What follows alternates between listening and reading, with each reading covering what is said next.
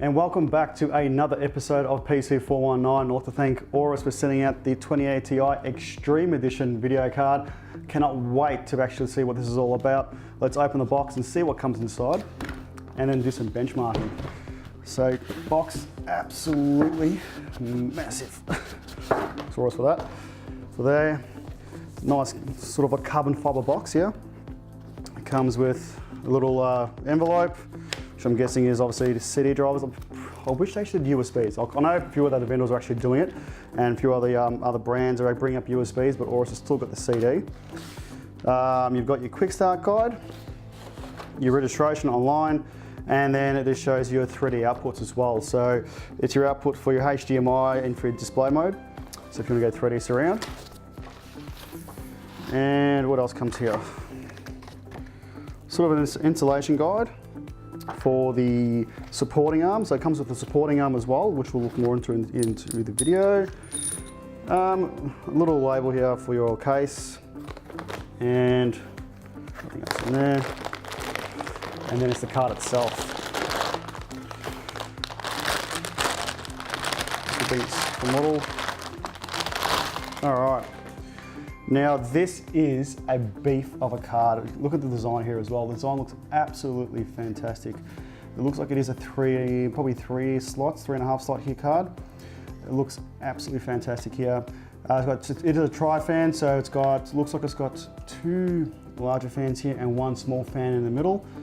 Now, and it's got two 8-pin power inputs as well on the side. I'm guessing the Aorus logo will definitely light up. Obviously it is ready for NVLink as well. I really can't wait to get this card tested. Let's put this straight into the test bench and get those benchmarks going.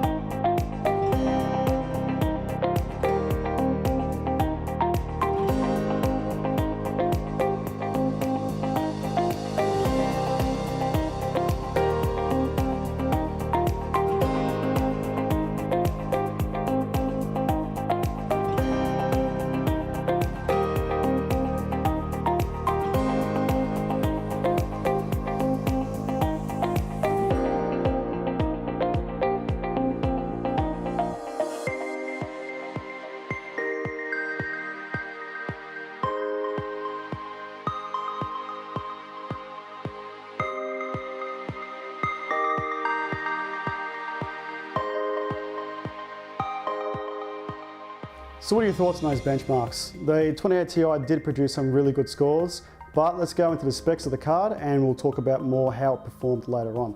So it does have 11 gig of GDDR6 with 352-bit memory interface, but also too, the wind force. So the actual fans itself, it does have three 100mm fans cooling the actual video card itself with the Fusion 2 RGB lighting as well.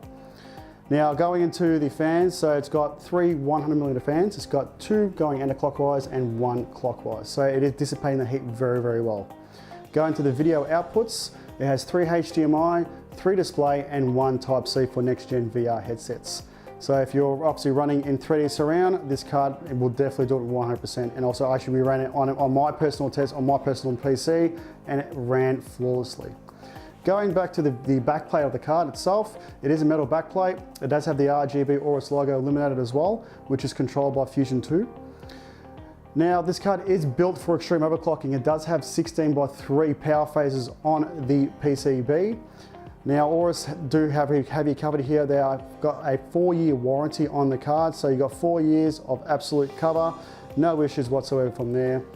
Now going back to the lighting, so Gigabyte have released Fusion 2 software. It is very easy to use, and I've got to say the lighting on this video card is pretty spot on. So every color we did choose on the card itself, the color reproduction was pretty spot on.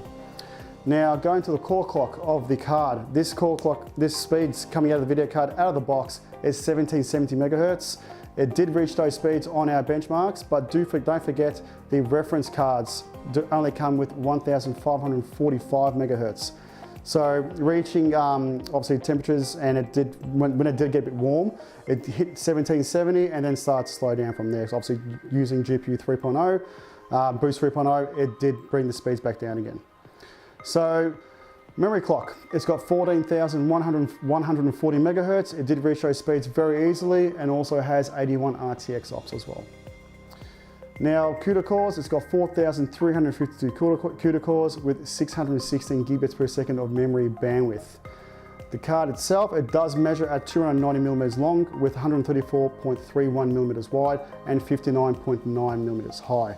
If I had to use this card for my personal build, I will definitely have it upright, but if you're using it on the actual slot itself, you will get obviously a video card holder here, so any GPU sag, you can adjust this to your height, and you can remove the actual bits here as well to make it shorter and higher. So if you've got an ITX case, you can adjust this to your suiting. I would definitely recommend using this because it is a heavy card as well. So if you are going to be using this normally, I would definitely adjust it to where you're sitting, and hopefully it does hold the card up properly, which it should, because this is actually really well built. I actually like this from Aorus. Now, Gigabyte do recommend a 750 watt PSU on this video card. Only reason being, obviously, if you're doing a bit of overclocking and so forth, obviously you are doing a bit of power draw. Now, the video card does come with two 8-pin design, and testing showed that the power draw was around 320 watts under load, playing our latest titles we did, which were all AAA titles. Now, going to the end of the video, I should say that Aorus did very well on the video card. Well designed, I've got to say, I've got to hand it to them. Being an air-cooled card, it did get a bit hot, but it did keep up with good core clocks and with memory speeds as well. Recommendation for myself, if I had to buy this card, if you are looking for the best of the best and air-cooled, I'll say the 2080 Ti with the Aorus Xtreme is very well. They have got a water-cooled version of this coming out, or actually it is out, to be honest. It will produce better core clocks and probably better FPS, obviously being because it is water-cooled, so the card would stay a lot cooler. I think it's about $300 more than the air-cooled version. So if you've got that $300 and you want to spend it on an all water-cooled system, Aorus have you covered as well.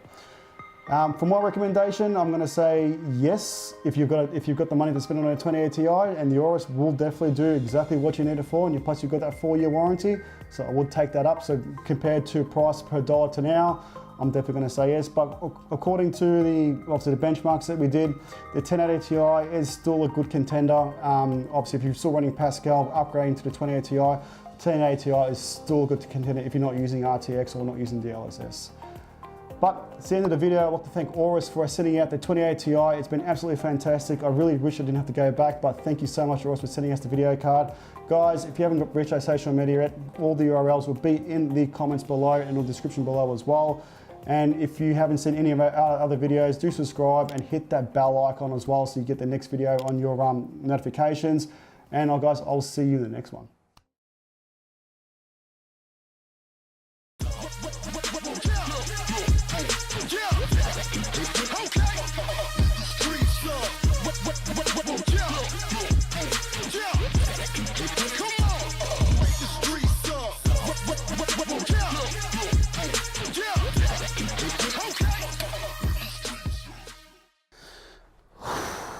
Woosa!